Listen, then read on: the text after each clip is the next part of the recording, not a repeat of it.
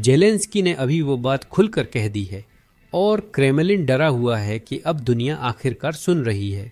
महीनों से पुतिन अपने लोगों को यह समझाने की कोशिश कर रहे हैं कि चीन के साथ उनकी साझेदारी बराबरी की दोस्ती है, लेकिन सच्चाई इससे कहीं ज्यादा काली है। पुतिन अब बीजिंग को सिर्फ तेल ही नहीं बेच रहे हैं, वो रूस की संप्रभुता भी बेच रहे हैं। हम सिर्फ व्यापारिक समझौतों की बात नहीं कर रहे हैं, हम असली जमीन की बात कर रहे हैं। चीनी नक्शे पहले ही रूसी शहरों के नाम बदल रहे हैं और बातचीत शुरू हो गई है ताकि चीनी जहाज़ों को रूसी नदियों तक पहुंच मिल सके। जैसे ये सब काफी नहीं था, अब चीन रूसी तेल पर और भी बड़ी छूट की मांग कर रहा है, इतनी कम कीमत कि ये लगभग लूट जैसा है। पुतिन ने रूस को एक क्षेत्रीय शक्ति से सिर्फ इस युद्ध का एक और महीना निकालने के लिए संसाधनों की कॉलोनी बना दिया है। और सबसे बुरी बात यह है कि अब उनके अपने लोग भी ये सब देख रहे हैं और बोलने लगे हैं। तो चलिए अब इस बिकाऊपन पर नजर डालते हैं। ये सब जेलेंस्की के 2 हफ्ते पहले दिए बयान से शुरू हुआ। बस सुनिए। रूसी इतिहास में किसी ने कभी चीन या किसी ताकतवर देश के सामने यूं संप्रभुता नहीं सौंपी। हैरानी की बात है कि पुतिन युद्ध खत्म न करने के लिए कितना कुछ देने को तैयार हैं। दुनिया में अब भी ताकत है कि वो युद्ध खत्म करवाकर रूस को मजबूर करे। शांति की जरूरत है, शांति की जरूरत है। हम जानते हैं कि यही सच है। 2021 से 2024 तक चीन और रूस के व्यापार में 66% की बढ़ोतरी हुई है। जैसा कि आप समझ सकते हैं, रूस मुख्य रूप से तेल, गैस और ऊर्जा उत्पाद चीन को निर्यात करता है और चीन भी निर्यात करता है। आप जानते हैं, तकनीक, उपभोक्ता वस्तुएं, कारें और खासकर ड्यूल यूज सामान जैसे मशीन टूल्स व सेमीकंडक्टर्स। ये ड्यूल यूज सामान उपभोक्ता वस्तुओं में हो सकते हैं, लेकिन रूस इन्हें सैन्य औद्योगिक क्षेत्र में भी इस्तेमाल कर सकता है। रूस के लिए यह एक जीवन रेखा है जिसकी उसे जीवित रहने के लिए जरूरत है, क्योंकि वे इन ड्यूल यूज मशीनों को खोल लेते हैं और फिर उनके चिप्स का इस्तेमाल मिसाइलों, ड्रोन और सेना को जिन भी चीज़ों की जरूरत होती है उनके लिए करते हैं। रूस के पास इसे हासिल करने का चीन के अलावा कोई और तरीका नहीं है और इसी वजह से रूस एक तरह से चीन पर निर्भर है। लेकिन यही बात रूसी निर्यात पर भी लागू होती है, क्योंकि पश्चिमी प्रतिबंधों के कारण रूस के पास अपने कच्चे माल और ऊर्जा उत्पादों के लिए बहुत कम विकल्प खरीदार हैं। इसका मतलब है कि भले ही दोनों दिशाओं में व्यापार बढ़ रहा है, असल में रूस ही है जो निर्भर है। आइए आंकड़ों को और करीब से देखें। रूस के लिए उसके 34% निर्यात सिर्फ चीन को जा रहे हैं और चीन के लिए उसके केवल 4% निर्यात वास्तव में रूस को जा रहे हैं। पुतिन जानते हैं कि चीन को रूस से ज्यादा उनकी जरूरत है और शी जिनपिंग भी यह जानते हैं। इससे चीन को ताकत मिलती है और वे इसका इस्तेमाल करते हैं। वे राष्ट्रवाद के दौर में साम्राज्य बनाना चाहते हैं, लेकिन यह शुरू होने से पहले ही खत्म हो जाता है। वह अपने सारे हथियार यूक्रेन पर गिरा रहा है, जिससे साइबेरिया खुला रह गया है और शी जिनपिंग वहां यूक्रेन युद्ध से पहले ही पहुंच चुके हैं। यही है वो बेल्ट रोड इनिशिएटिव मध्य एशिया में रूस के पूर्व प्रभाव क्षेत्र को धीरे धीरे अलग कर रहा है और पुतिन ये हॉट वॉर चाल चल रहे हैं। जब रूस कमजोर है और चीन मजबूत, तो ये और भी ज्यादा नुकसानदायक हो जाता है।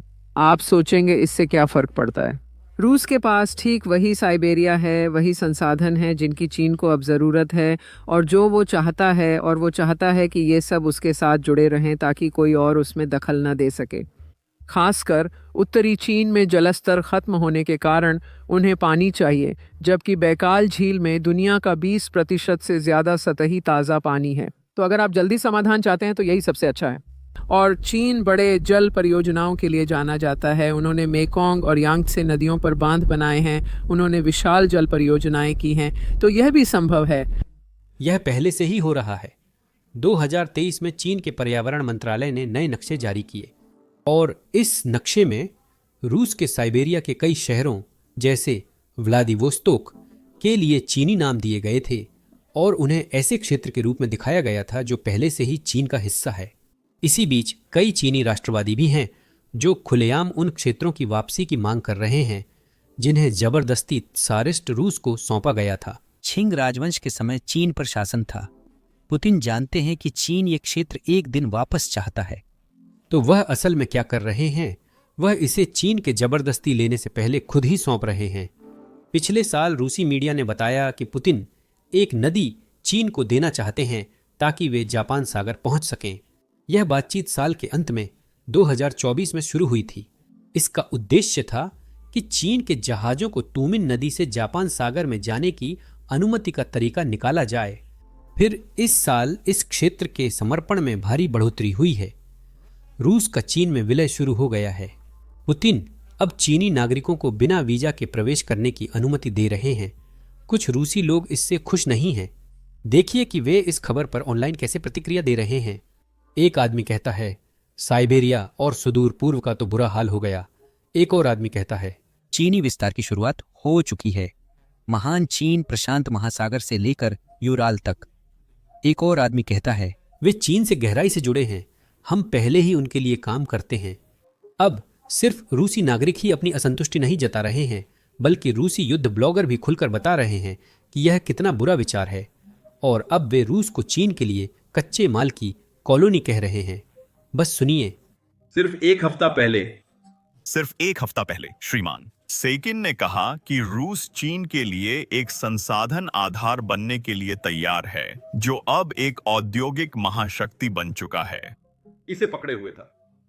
उनके अनुसार रूसी ऊर्जा संसाधन चीन को अपने रणनीतिक लक्ष्यों को हासिल करने में मदद करेंगे।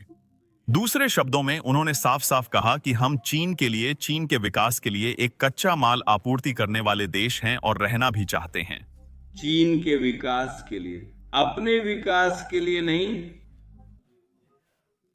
अपने देश के विकास के लिए नहीं, बल्कि चीन के विकास के लिए। मैं आपको याद दिलाना चाहता हूं कि और यहां मैं आपको याद दिलाना चाहता हूं कि हम हमेशा नाटो देशों और चीन दोनों के लिए एक संसाधन उपांग रहे हैं। चाहे हमें किसी भी तरह की संप्रभुता के लिए प्रयास करने के बारे में कुछ भी क्यों न बताया जाए, यह सीधा कहा जाता है, हम थे, हम हैं, और वे चाहते हैं कि यह अनिश्चित काल तक जारी रहे। हमारे राष्ट्रीय संसाधनों, सीमित संसाधनों को विदेशों में निर्यात करके अपने रणनीतिक लक्ष्यों को हासिल करें, हमारे नहीं। मैंने आपको पहले ही बता दिया है। मैंने ये कई बार कहा है और उदाहरण भी दिए हैं। बस देखिए कि अभी रूस से चीन को क्या निर्यात किया जा रहा है। यह सब कच्चा माल है और तैयार उत्पाद हमें वापस आयात किए जाते हैं। यह स्पष्ट है कि जो कुछ भी हो रहा है वह बस हमारे देश से कच्चे माल और धन का बाहर जाना है। दूसरे शब्दों में, हम हमेशा से एक कच्चा माल देने वाले उपनिवेश रहे हैं और आज भी हैं। और अधिकारियों की योजना के अनुसार हम आगे भी ऐसे ही बने रहेंगे। भविष्य के किसी भी सशस्त्र संघर्ष में रूसी अधिकारी लोहे पर मांस फेंकेंगे, यानी हमारे सैनिकों को आप और मैं लड़ेंगे। रोबोट, जहां एक ऑपरेटर चीन के रिपोर्ट में रोबोट्स के एक दस्ते को नियंत्रित करता है। रोबोट्स। अब सोचिए, 2026 में गिरावट और तेज होगी। रूसी अर्थव्यवस्था खत्म हो रही है और सरकार के पास पुतिन द्वारा शुरू किए युद्ध के लिए पर्याप्त पैसे नहीं हैं। जरा इस रिपोर्ट को देखिए, जो सिर्फ 5 दिन पहले 19 दिसंबर को आई थी। रूस की तेल से होने वाली कर आय जनवरी में आक्रमण शुरू होने के बाद से सबसे निचले स्तर पर आ सकती है। क्यों? तो इसे देखिए। अब चीन रूस से जो तेल खरीद रहा है उसके लिए और बड़ी छूट चाहता है, और इसी वजह से रूसी तेल अब $35 प्रति बैरल से भी कम दाम पर बिक रहा है। तुलना के लिए बता दूं, कच्चा तेल फिलहाल $58 प्रति बैरल के भाव पर बिक रहा है। आक्रमण से पहले ये दोनों तेल लगभग एक ही कीमत पर बिकते थे, शायद कुछ सेंट्स का ही फर्क होता था। अब रूसी तेल खरीदने पर करीब $22 की छूट मिलती है। यह महामारी के बाद से रूसी तेल की सबसे कम कीमत है, और रूसी कंपनियां कीमत इतनी कम इसलिए कर रही हैं क्योंकि रूस के सहयोगी देश अपने दिए गए ऑर्डर को छोड़ रहे हैं या मना कर रहे हैं। रूस को समझ जाना चाहिए था कि यही होता है जब पुतिन अपने सबसे अच्छे ग्राहकों पर हमला करते हैं और फिर उस चीनी पैसे पर जीने की कोशिश करते हैं। लेकिन इन सब के बावजूद ऐसा लगता है कि रूसी नेतृत्व, क्रेमलिन नेतृत्व यूरोपीय संघ को लेकर बेहद चिंतित है। वे कहते हैं कि यूरोपीय संघ अंधकार की ओर जा रहा है क्योंकि यूरोप के पास पैसे नहीं हैं। आप जानते हैं, क्रिसमस के दौरान क्रिसमस लाइट्स। असल में हम साबित करते हैं कि यह रूस का फैलाया झूठ है। तो सोचिए और कौन रूसी झूठ को उजागर कर रहा है। रूसी नागरिक अब वे रूसी शहरों से वीडियो डाल रहे हैं और कह रहे हैं कि असल में रूसी शहरों में ही कोई क्रिसमस लाइट्स नहीं हैं। देखिए, उसी समय यूरोपीय संघ में क्रिसमस लाइट्स पर भी आर्थिकता की लहर शुरू हो जाती है। उन्हें वहां की सड़कों की त्योहारों की लाइटिंग छोड़ने के लिए मजबूर होना पड़ता है। बिजली का बिल चुकाने के लिए पर्याप्त बिजली नहीं है। यह वास्तव में हर मायने में यूरोपीय संघ का अंधकार की ओर आक्रमण है।